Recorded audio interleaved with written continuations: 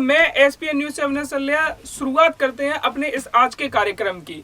आज हम बात करने वाले हैं प्रधानमंत्री नरेंद्र मोदी के बांग्लादेश की दौरे की कि किस तरीके से प्रधानमंत्री नरेंद्र मोदी का बांग्लादेशी दौरा पश्चिम बंगाल के चुनावों पर प्रभाव डाल सकता है। देखिए, प्रधानमंत्री नरेंद्र मोदी का दौरा ऐसे समय पर होने जा रहा है जहां पर अगले ही दिन उनके दौरे के जब वो बांग्लादेश के दौरे पर होंगे उसी समय जो है बंगाल में जो है मतदान की शुरुआत हो जाएगी। इस दौरे के चुनावों से अलग और अन्य भी जो है पहलू हैं जो राजनीतिक है, कूटनीतिक हैं, पर लेकिन हम इसमें विशेष रूप से जो है इसके राजनीतिक प्रभाव क्या हो सकते हैं इस पर बातचीत करेंगे। क्योंकि बांग्लादेश में प्रधानमंत्री नरेंद्र मोदी को जो उनके स्वर्ण जयंती कार्यक्रम में मुख्य अतिथि का निमंत्रण दिया गया है, भारत के लिए गर्व की बात है कि कोई देश अपने स्वर्ण जयंती कार्यक्रम में प्रधानमंत्री नरेंद्र मोदी को बुला रहा है। और किस तरीके से अब ये जो है राजनीतिक प्रभाव डालेगा भारत के अंदर बांग्लादेश से, ये हमें यहाँ पर समझना होगा।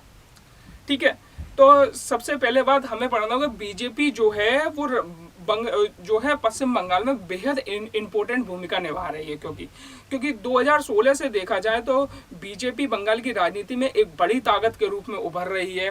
उसने 2019 में बड़ा कारनामा करके दिखाया। ममता बनर्जी की पार्टी को कड़ी टक्कर देते हुए 18 जो लोकसभा सीटें हैं वो बंगाल से बीजेपी ने जीती, जो कि बंगाल में बीजेपी के द्वारा इतनी बड़ी मात्रा में सीटें पहली बार जीती गई थी। वहीं सीपीएम, कांग्रेस और से ज़्यादा लोगों ने बीजेपी को पसंद किया था। ये एक संकेत था कि ये बंगाल में कहीं ना कहीं बीजेपी मजबूत होती जा रही है। अब बात करते हैं जो अभी जो विधानसभा चुनाव है किस तरीके से बीजेपी उभर कर आई है और किस तरीके से तृणमूल कांग्रेस को वो कड़ी टक्कर देगी। देखिए, राजनीतिक विशेषज्ञ ये मान रहे हैं कि इस बार जो बंगाल में जो मुख्य मुकाबला है वो बीजेपी और जो है टीएमसी के बीच ही होने वाला है, जबकि जो सीपीएम और कांग्रेस है वो और जो उनका गठबंधन है वो थोड़ा साइडलाइन रहेगा, वो इतना महत्वपूर्ण नहीं होने वाला है। कई ओपिनियन पोल्स जहां पर बात करें, जो अभी ओपिनियन पोल आप देख रहे हैं कि कुछ लोग जो है टीएमसी को दिखा रहे हैं, कुछ लोग बीजेपी को दिखा रहे हैं, कुछ लोग कह रहे हैं कि दोनों पार्टियों में कोई पार्टी स्पष्ट बहुमत नहीं लेकर आ रही। ट्रेंड क्लियर है, कहीं ना कहीं दोनों पार्टियों के बीच ही फाइट होने वाली, जबकि सभी ओपिनियन पोलों ने वो कांग्रेस को थोड़ा कम ही आंका है। अब बात करते हैं प्रधानमंत्री नरेंद्र मोदी का जो दौरा है वो बांग्लादेश का। देखिए, प्रधानमंत्री नरेंद्र मोदी वैसे तो बांग्लादेश को स्वर्ण जयंती में एक मुख्य अतिथि के रूप में गए हैं, जहां पर वे भारत के जो है कूटनीतिक हितों को साधेंगे और बांग्लादेश के साथ मजबूत संबंधों को बनाएंगे। मतलब, और फिर आपको बता दें कल प्रधानमंत्री नरेंद्र मोदी ने यह ट्वीट किया था कि मुझे बहुत खुशी हो रही है बांग्लादेश के दौरे पर, और दूसरी सबसे बड़ी बात, उन्होंने नेबरहुड फर्स्ट की बात कही थी, क्योंकि भारत इस वक्त अपने जो है नेबर्स को जो है पड़ोसियों को ज़्यादा प्राथमिकता दे रहा है अन्य की अपेक्षा। जैसा कि वैक्सीन डिप्लोमेसी में भी हुआ, हमने बांग्लादेश की काफ़ी सहायता करी।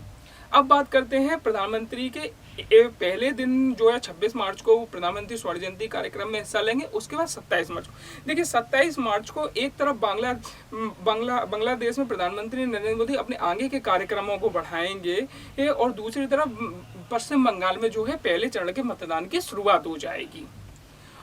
प्रधानमंत्री 27 मार्च को बांग्लादेश में जो है पहली बार ढाका के बाहर के कार्यक्रमों में हिस्सा लेंगे। ये बहुत बड़ी बात है।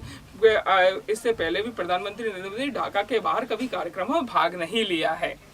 जबकि दूसरी सबसे बड़ी बात यह है कि प्रधानमंत्री नरेंद्र मोदी हीराचंद ठाकुर जो कि तुंगपारा और चंडी जो कि बांग्लादेश में पड़ता है वहां पर जाएंगे और वहां पर उनको श्रद्धांजलि देंगे। हीराचंद ठाकुर वही व्यक्ति हैं जिन्होंने 18वीं सदी में जो है मथुआ संप्रदाय की जो है स्थापना की थी।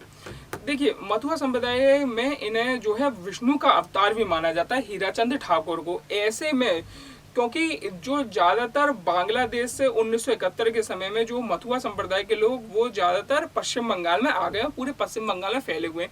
इनकी आबादी लगभग 3 करोड़ के आसपास मानी जाती है। और सीएए के मुद्दे की बात करें तो जो सीएए जो पश्चिम बंगाल में बीजेपी लागू करने की बात की, इससे मथुआ संप्रदाय को बहुत बड़ा फायदा होगा, क्योंकि उन्हें नागरिकता मिल जाएगी। वो इसी वजह से 2019 में मथुआ समुदाय ने जो है बीजेपी का सहयोग दिया था। कहीं ना कहीं बीजेपी की जो है एक जो है बांग्लादेश में वहां जाकर प्रधानमंत्री नरेंद्र मोदी के एक तीर से दो निशाने का वो लगभग काम कर रही है। सहयोग भी हो सकता है क्योंकि ये एक अंतर्राष्ट्रीय दौरा है, फिर भी जो है इसका एक प्रभाव ये पड़ेगा ही पड़ेगा। और दूसरी सबसे बड़ी बात, प्रधानमंत्री नरेंद्र मोदी जो है एक जोगेश्वरी काली माता के मंदिर भी जाएंगे। ये मंदिर जो है बेहद इम्पोर्टेंट है। देखिए, बांग्लादेश और पश्चिम बंगाल के जो हिंदुओं में यह मंदिर काफ़ी पॉपुलर है। यदि प्रधानमंत्री नरेंद्र मोदी यहाँ पर जाते हैं तो एक पॉजिटिव प्रभाव पड़ना एक लाजमी है। जहाँ से जब वोट पड़ रहे होंगे और प्रधानमंत्री की इन मंदिरों में तस्वीरें आएंगी, हीराचंद ठाकुर जी को श्रद्धांजलि देते हुए तस्वीरें आएंगी, तो इसका प्रभाव एक जो है वोटर की मानसिकता पर जरूर पड़ेगा। इसका एक बड़ा प्रभाव पड़ सकता है, आगे चलकर यह देखना होगा। और दूसरी सबसे बड़ी बात कि इस दौरे के अन्य जो है अन्य पहलू भी हैं चुनाव से इतर। देखिए, बांग्लादेश जो है वो भारत का अभिन्न जो है बेहद पड़ोसी है, और इसके साथ साथ जो है बांग्लादेश और भारत के बीच रिश्ते भी काफ़ी अहम है। देखिए, भारत जो है थाईलैंड म्यांमार तक एक ट्राइलेटरल हाईवे बना रहा है, जिसमें बांग्लादेश ने जुड़ने की भी कहा है। इस बार इस समझौते पर भी शायद हस्ताक्षर हो सकते हैं, अन्य समझौते भी होंगे। और इसके साथ साथ प्रधानमंत्री नरेंद्र मोदी का दूसरा सबसे बड़ा जो है भारत का दूसरा सबसे बड़ा हित है कि जो है जिस तरीके से चीन अपना दक्षिण एशिया में जो प्रभाव जमा रहा है, जिसमें वो चटगांव बंदरगाह को जो है डेवलप करना और काफ़ी सारी जो परियोजना है वो बांग्लादेश में चला रहा है। तो इस कर भी भारत कोई एक बड़ा निवेश का ऐलान शायद हो सकता है बांग्लादेश में कर सकता है, जिससे कि बांग्लादेश जो है पूरी तरीके से चीन के खेमे में न जाए। वहीं बांग्लादेश के जो समकक्ष हैं उनका इस विषय पर कहना है कि हमारे चीन के साथ संबंध केवल व्यापारिक और विकास परियोजना से जुड़े हुए हैं। उन्होंने एक बड़ी बात यहाँ पर यह कही कि हम भारत को नाराज करने की शर्त पर चीन से संबंध नहीं स्थापित कर सकते हैं। ये भी एक बांग्लादेश दौरे का एक बहुत बड़ा जो है इस बार एक फल निकल के आने वाला है।